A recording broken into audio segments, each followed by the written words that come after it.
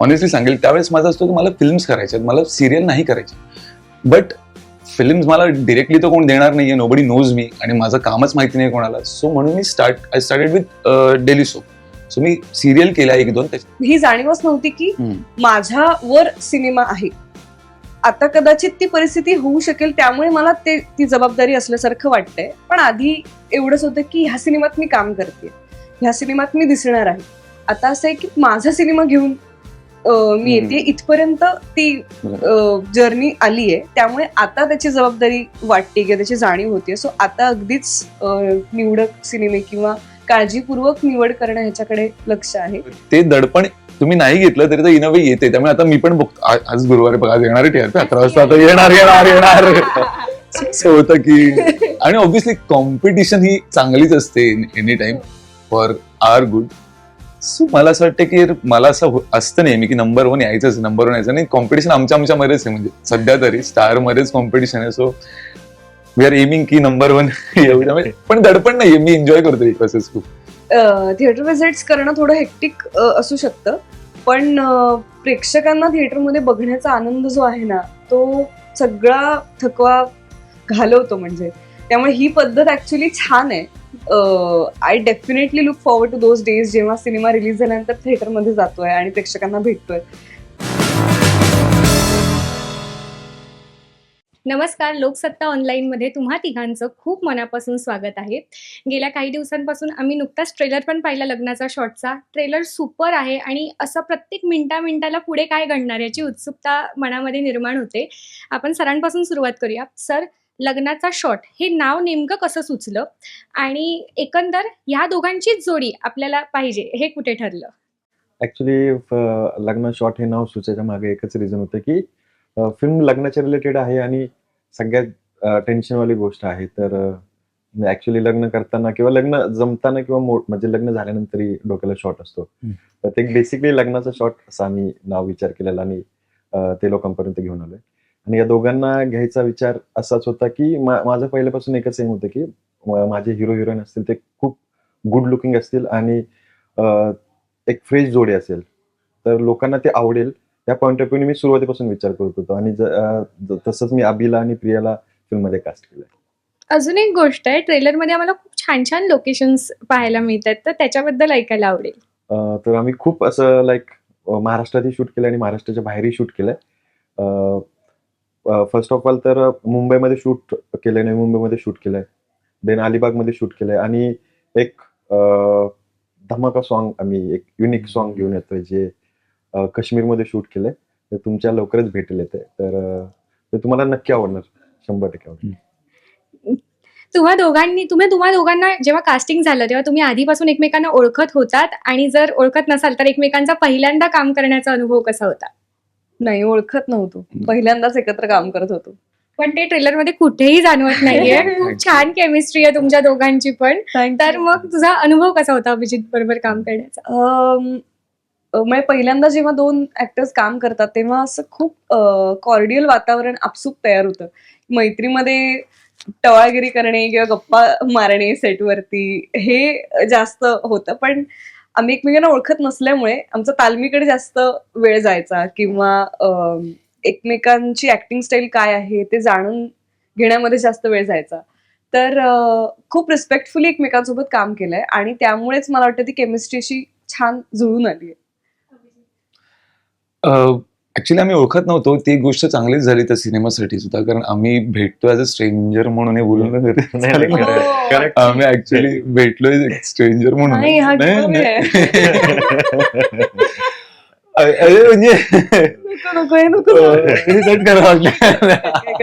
Actually हा ठीक आहे ना. सो इथे ते बरंच झालं सिनेमाच्या दृष्टीने, वर्क झालं सिनेमाच्या दृष्टीने. बट ऑफकोर्स आम्ही ओळखत तसे भेटलं नव्हतं, तसे ओळखत नव्हतो, पण ऑफकोर्स कामाने मी तर ओळखत होतो तिला ऑब्व्हियसली. आणि मला तिचं काम मला ते सगळ्यांनाच आवडतं आणि मला I always wanted to work with Priyadarshini आणि समहाव ते अक्षरशः पॉसिबल झालं आणि खूप मजा आली काम करताना. एकदम स्मूथ होतं, काहीच जसं ती म्हणाली मे बी ते पण फॅक्टर असेल की ओळखत नसल्यामुळे टवाळकी झाली नाही, प्रॉपर फोकस्ड. तुम्ही दोघांनी सिनेमे केले असले तरी तुम्ही टेलिव्हिजनचा एक लोकप्रिय चेहरा आहे दोघेही. म्हणजे बरोबर. त्याची सर्व तुझी तुझा कार्यक्रम सुरू आहे. बरोबर. तर ह्या सगळ्याचं मॅनेजमेंट कसं केलं? कारण की टीव्ही म्हटलं की अनेकदा हेक्टिक शेड्यूल, शिफ्ट वर खाली होत असतात. यातून सिनेमासाठी वेळ काढणं आणि म्हणजे विषय तुमच्याकडे आल्यानंतर तुम्ही ते कसं मॅनेज केलं तुमच्या टीमला? म्हणजे मालिकेचे असेल किंवा प्रोडक्शन या सगळ्या गोष्टीची ते आवडेल ऐकायला. सो मला वाटतं जास्त प्रॉब्लेमॅटिक स्केड्यूल मध्ये अभि आहे माझ्यापेक्षा. कारण की माझं आठवड्यातनं 2 दिवस, आठवड्यातनं 3 दिवस अशा पद्धतीचं शेड्यूल असतं. आणि महाराष्ट्राची हास्य जत्रा ही फॅमिली इतकी समजून घेणारी, अंडरस्टँडिंग आहे की तिथल्या कलाकारांना ग्रो होण्याचा स्पेस आमचे मेकर्स देतात. मोठे सर, गोस्वामी सर, अमित फाळके असतील, सोनी चॅनलच. त्यामुळे मधल्या सुट्ट्यांमध्ये एकतर शूट केलं आणि कधी जर शेड्यूलला सुट्टी मारावी लागली तर तेही समजून घेतलंय सरांनी. माझं मी शो घेण्याच्या आधी फिल्म शूट झाली होती. म्हणजे आम्ही लास्ट इयर मध्ये फिल्म शूट केली जूनमध्ये, त्याच्यानंतर मला शो सुरू झाला. ऑफकोर्स त्यामुळे मला शोच्या दरम्यान तर काहीच करता आलं नसतं. मी आता प्रमोशनला पण येतोय, सो ते खूप काय म्हणतात, खूप मॅनेज करायला होते त्यांना सुद्धा, because you know how it is daily so personal. But मी एवढंच सांगेन की मला हे सगळं करताना हेक्टिक जरी वाटत असलं तरी ते हेक्टिक नाहीये माझ्यासाठी. I am enjoying this process आणि खूप मजा येते. टीजर मध्ये एक वाक्य आहे, लग्न करताना प्रत्येक मुलांची काही स्वप्न असतात. तशी खऱ्या आयुष्यात लग्न करताना तुमच्या दोघांची काही स्वप्न आहेत का? तू सुरू कर. हो, स्वप्न असतातच ना सगळ्यांची प्रत्येक गोष्टीमध्ये. जसं लग्नामध्ये, लग्न is a very big thing. So yes, स्वप्न आहेतच. कसं असावं, किती लोक असावे, कोणाला बोलावणार किंवा कुठल्या पद्धतीने होणार. आपल्याकडे खूप साऱ्या पद्धती आहेत, म्हणजे मला ज्या माहिती आहेत, घरच्यांकडून ऐकल्यात त्या. तर कुठल्या पद्धतीने होणार, काय प्रकारचे कपडे घालणार, मेकअप करणार की नाही करणार, इथपासून आहेत आपल्या कुठल्या सॉंगवर एंट्री करणार. आय थिंक सगळ्यांचं असं असतं की माझं असं. आणि आजकाल तर ते खूप ट्रेंडी झाले सगळ्या गोष्टी. सो कधी कधी असं वाटतं की त्या ट्रेंडचा भाग आपण पण व्हावं. त्या ट्रेंडचा होण्यापेक्षा आपल्यासाठीच तो करून ठेवावा. हो, म्हणजे साधारण तो म्हणाला त्याच धर्तीवर माझे उत्तर आहे. आणि असं आपण कुठल्या इव्हेंटला गेलो, कुठल्या दुसऱ्यांच्या लग्नात गेलो तर असं एक मेंटल नोट्स करून ठेवतो की हे छान आहे, हे करूया, हे चांगलं, हे करूया, ही साडी माझ्यावर छान दिसते, या पद्धतीची साडी चालेल मला लग्नात वगैरे. असे छोटे मोठे विचार येतात, पण असं खूप प्लॅनिंग आत्ता काही केलेलं नाहीये. अजून एक वेगळा प्रश्न. पहिली गोष्ट म्हणजे तुझं दशावतारासाठी खूप खूप कौतुक. सिनेमा ऑस्करला गेलाय, काय फिलिंग आहे?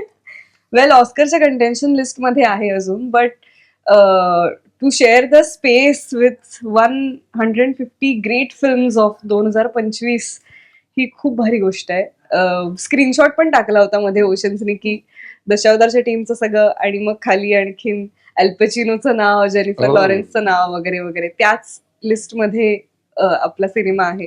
तर याच्या आधी श्वास सिनेमा गेला होता, पण तो फॉरेन लँग्वेज कॅटेगरीमध्ये होता. हा पहिल्यांदाच मेन फिल्म कॅटेगरीमध्ये मराठी सिनेमा गेलाय, तर खूप अभिमानाची गोष्ट आहे. आणि लेट्स होप की भारतीय सिनेमा एकूणच मराठी सिनेमांची दखल घेईल या निमित्ताने, आणि अजून मराठी सिनेमांना छान प्रेक्षक वर्ग लाभेल. इंडस्ट्रीतून कसं, म्हणजे सहकलाकार वगैरे असेल त्यांच्याकडून काही यावर रिस्पॉन्स? हो, अर्थात. मी सगळ्यांनी अभिनंदन केलंय. किंवा मी आता जशी आपली भेट आता झाली तसं जेव्हा जेव्हा जिथे ते ज्यांची भेट होतीये सगळेजण याचं कौतुक करतायत किंवा सगळेच याची दखल घेत आहेत, तर छान वाटतंय खूप. आणि म्हणजे असं इंडस्ट्रीतनं एक सिनेमा गेलाय असं वाटतंय, आमचा सिनेमा गेलाय असं वाटण्यापेक्षा, तर ते कलेक्टिव्ह फिलिंग खूप जास्त भारी आहे. पण यामुळे वैयक्तिक आयुष्यात यापुढे कथा निवडताना किंवा चित्रपट साईन करताना जबाबदारी वाढली आहे का? नक्कीच, 100%. रादर दशावतार रिलीज झाल्यानंतर पुढचा बराच काळ ह्यातच गेला की हे नाही त्यामुळे आता बरंच चुजी राहण्याचं प्रिव्हिलेज मला मिळालंय अचानक. तर या पुढचे सिनेमे आणखीन चांगले आणि काय सेंटर भूमिकेतले निवडावेत असं मला वाटतंय. चुझीनेस बद्दल बोललात आता, पण ऍज अन ऍक्टर हा चुझीनेस म्हणजे किती फायद्याचा आहे आणि किती तोट्याचा आहे, दोन्ही प्रकारे असू शकतो. तर याबद्दल काय सांग, दोघांना प्रश्न की म्हणजे एखादं काम वाजल्यानंतर त्या पद्धतीच्या भूमिका येतात, पण मग काही कामांना नाही बोलावं लागतं. बरोबर. त्याच पठडीतल्या येतात. त्यामुळे चुझीनेस हा असला तरी एक प्रोफेशन पण आहे, यावर आपलं पोटही चालतंय. करेक्ट. तर हा चुझीनेस किती फायद्याचाही आहे आणि तोट्याचाही, काय सांगू दोघंही? मला असं वाटतं की हा खूप एलॅबोरेटेड प्रश्न आहे, ऍक्च्युली खूप व्यवस्थित त्याचं उत्तर द्यावं लागेल. मी माझी जर्नी सांगेल की सर चुझीनेस मला असं वाटतं की ती तुमच्याकडे मुभा पाहिजे की चूज करण्यासाठी. Correct. Because when I came in the industry माझं काहीच म्हणजे कुठेच मी कॉलेजमध्ये असताना माझं इथे बाजूला केसी कॉलेज होतं, सो ते मराठी बॅकग्राऊंडचं कॉलेज नाहीये. सो मला येताना मी एखादं नाटक केलं असेल, 2-3 एकांकिका केली असेल, तर मला to get in to the industry हे खूप इम्पॉर्टंट होतं. सो मी स्टार्ट केलं सिरियल मधून, शो मधून. आणि त्यावेळेस मी ऑनेस्टली सांगेल, त्यावेळेस माझं असतं की मला फिल्म्स करायचे, मला सिरियल नाही करायचे. बट फिल्म्स मला डिरेक्टली तर कोण देणार नाहीये, नोबडी नोज मी, आणि माझं कामच माहिती नाही कोणाला. सो म्हणून I started with daily soap. So मी सिरियल केल्या 1-2, त्याच्यानंतर आय टूक अ व्हेरी लॉंग गॅप. मला जसं माझं ठरलं होतं तसं मी त्याच्यानंतर मी फिल्म्सच करायला घेतल्या, आणि मी 1-2 फिल्म केली. एक सांगायचं केली, एक टकाटक नावाची फिल्म केली. सो आता काय झालं की एक सांगायचं which was very good film, तिला महाराष्ट्र स्टेटचं अवॉर्ड वगैरे, माझ्या कामाची खूप दखल घेतली गेली, पण अनफॉर्च्युनेटली ती कोणी बघितलीच नाही, दुसऱ्या दिवशी नव्हती. बट टकाटक फिल्म, त्यावेळेस माझ्याकडे ऑप्शन नव्हता काही. सो मला मेन इंडस्ट्रीमध्ये काम करायचंय, सो मी चूज करणार कोणीच नव्हतं at that point of time. So मी ती फिल्म केली, ती फिल्म इव्हेंच्युअली हिट झाली. Out of nowhere that was a huge hit. म्हणजे सगळेजण शॉक्ड होते त्या फिल्मसाठी.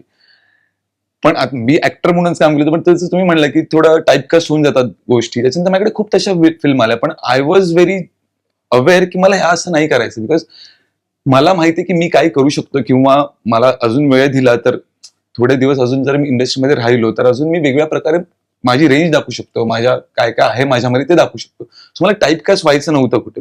सो म्हणून मी त्याच्यानंतर फिल्म्स येत होत्या, मी नाही केल्या फिल्म्स काहीच. मी जवळजवळ त्याच्यानंतर मी ही फिल्म केली आपली. सो ही फिल्म आल्यावर ऑब्व्हियसली फिल्मचा विषय चांगला होता, सगळंच कमाल होतं. ही फिल्म झाल्यानंतर मला थोडा कॉन्फिडन्स आला की चला आपल्याला विचारतायत लोक अजून, म्हणजे अचानक गायब आहे माणूस कुठेतरी, आणि त्याच्यानंतर somebody asked for a good film the lead role. So I was very happy की चलो चांगलं व्यवस्थित, म्हणजे अजून आहोत आपण नोटिसेबल. त्याच्यानंतर ही फिल्म केल्यानंतर नंतर थोडंसं वातावरण पण थोडंसं बदललं की खूप काय म्हणतात, अमेझॉन वगैरे सगळे ओटीटी प्लॅटफॉर्म आल्यामुळे थोडं सगळे फ्लेक्झिबल झालं सगळं, म्हणजे सगळे इकडे पण दिसतंय तिकडे पण दिसतंय. सो मी पण फ्लेक्झिबल झालो. आणि नंतर मी जेव्हा सिरियल ही घेतली त्याच्या मला कळलं की सिरियलमध्ये पण काम खूप वेगळ्या प्रकारचं होतंय. आधी जसं व्हायचं तसं नाही होत, उलट खूप नुआन्स्ड, खूप लेअर्ड काम होतंय सिरियलमध्ये पण. सो मी ती सिरियल पण घेतली, आणि अजूनही नव्हतं, मला 1 वर्ष झाली जवळ सिरियल. आम्ही आत्ताच बोलत होतो की किती थकायला होतं, काय होतं. थकायला होतं फिजिकली, बट मेंटली मला खूप मजा येते करताना. कुठेच आता ते माझं तो झोन गेलाय की सिरियल नाही करायची, हे नाही, किंवा फिल्म नाही करायची. अगर कॅरेक्टर चांगलं आहे तर मी ते ऑफकोर्स करणार. जसं तो म्हणाला की चूझी असणं हे प्रिव्हिलेज आहे, आणि आय थिंक दशावतारच्याच इंटरव्ह्यू मध्ये ह्याच मुद्द्यावरती प्रश्न विचारला गेला होता मला तिघांना की नवीन पिढी तुम्ही आहात, तर तुम्ही जे सिनेमे निवडाल इव्हेंच्युअली ते मराठी इंडस्ट्रीतले सिनेमे ठरवणार आहे ओव्हरऑल. तर ही जबाबदारी वाटते का? तर अर्थात वाटते, पण आधी ही जाणीवच नव्हती की माझ्यावर सिनेमा आहे. आता कदाचित ती परिस्थिती होऊ शकेल, त्यामुळे मला ती जबाबदारी असल्यासारखं वाटतंय. पण आधी एवढंच होतं की ह्या सिनेमात मी काम करते, ह्या सिनेमात मी दिसणार आहे. आता असं आहे की माझा सिनेमा घेऊन मी येते, इथपर्यंत ती जर्नी आली आहे. त्यामुळे आता त्याची जबाबदारी वाटते किंवा त्याची जाणीव होतीये. सो आता अगदीच निवडक सिनेमे किंवा काळजीपूर्वक निवड करणं ह्याच्याकडे लक्ष आहे. मीनवाईल याच्यावरती पोट आहे हे तर मान्य आहे, पण म्हणून येणाऱ्या प्रत्येक गोष्टीला हो म्हणणं असं नाही आहे आता. आणि त्याचबरोबर टेलिव्हिजन पण मी करते आहे. हास्यजत्रा हा असा शो आहे जो लोकांना खूप देतो, म्हणजे मनोरंजनाच्या पलीकडे खूप देतो. त्यामुळे ह्या शो मधनं बाहेर पडायची इच्छा होत नाही. जे काही गुडविल आहे त्या शोचं, त्या गुडविलने धरून ठेवलं मग सगळ्यांना. त्यामुळे तो शो सोडून हे सगळं करावं असं वाटत नाही ऑनेस्टली. आणि त्याचबरोबर कामं चालू आहेत इतर, त्यामुळे I can choose to be choosy right now. Sir म्हणजे सेम प्रश्न तुम्हालाच की अनेकदा सिरियल मधल्या कलाकारांना मूवीसाठी घ्यायचं म्हटलं की ते होतंच की त्यांचे डेट्स मिळतील काय, ते शेड्यूल कसं हे होईल. आता अर्थात अभिजित सरांनी तेव्हा सिरियल घेतली नव्हती, पण त्याच्या आधीपर्यंत खूप काळ ते आता म्हणाले तसं की लांब होते. सो तुम्ही त्यांना अप्रोच कसं केलं, सेम ॲज प्रियदर्शनी मॅम. कास्टिंगचं तुम्ही मगाशी सांगितलं, पण कलाकार म्हणजे स्क्रिप्ट लिहिताना होकार कसा मिळाला आणि ते डोक्यात होतं की डेट्स कशा डेट्स मॅनेज मॅनेज कशा होतील किंवा बाकीचं कसं.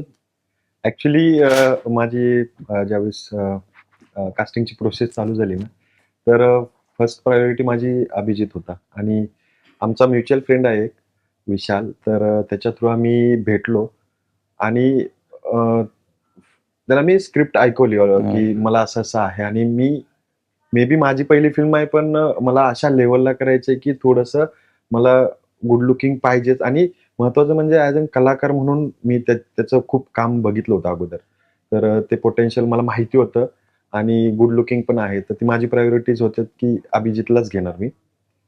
आणि त्याच्याबरोबर मीटिंग केल्यानंतर त्यांनी मला 1-2 दिवस वेळ घेतला, म्हणजे होकार तर दिलाच होता, पण 1-2 दिवस वेळ घेतला आणि नंतर त्यांनी मला सांगितलं की आपण करूयात. तर माझी एक स्टेप पार झालेली.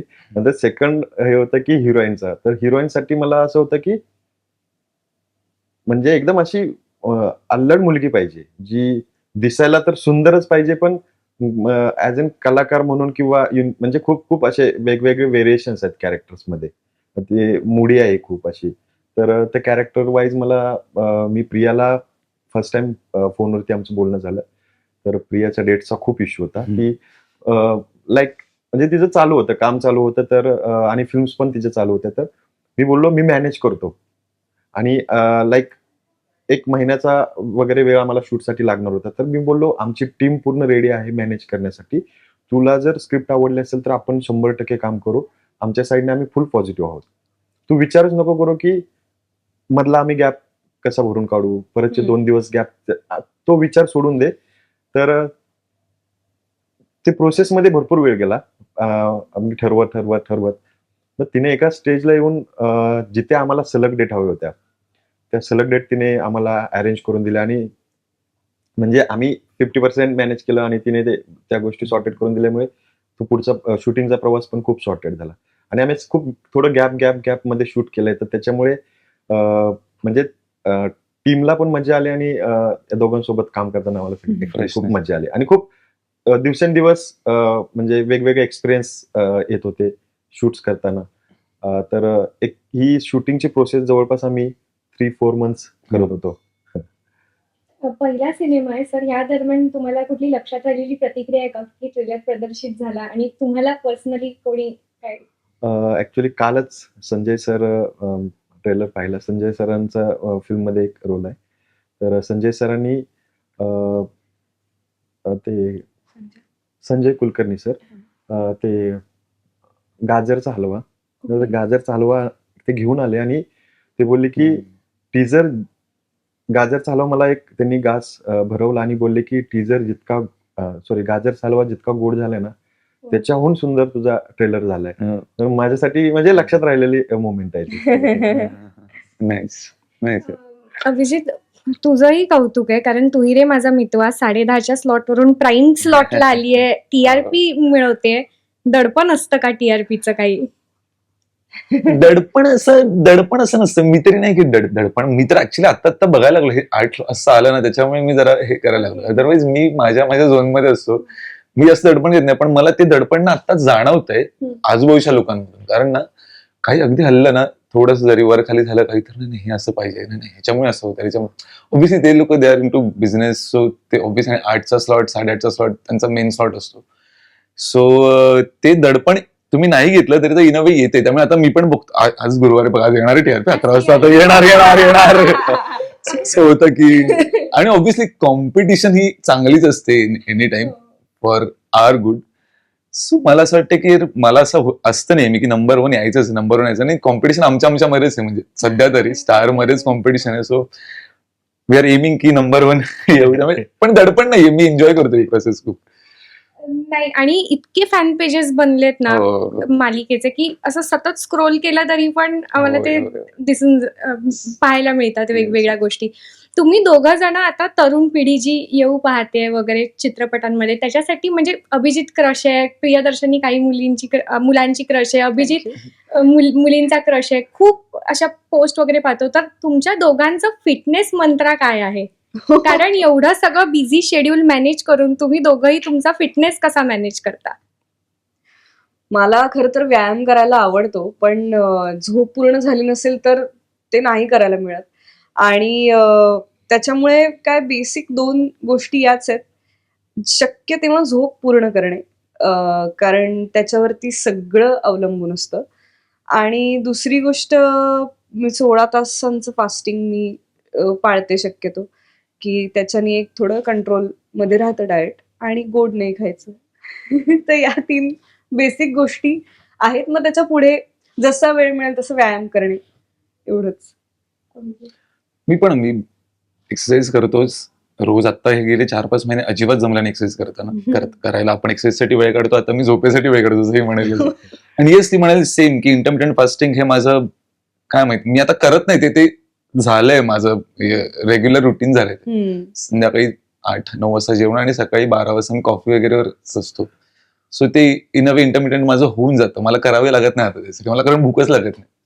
एवढी ब्लॅक कॉफी पिशील तर नाहीच लागणार भूक. Black coffee is good for your health. एका गाण्याचं शूटिंग काश्मीरमध्ये झालंय, Yes. तिथल्या काही आठवणी आहेत का तुमच्या? बापरे, आम्ही प्रचंड थंडीत शूट केलंय. प्रचंड म्हणजे प्रचंड. एवढी थंडी मी पहिल्यांदा अनुभवली होती.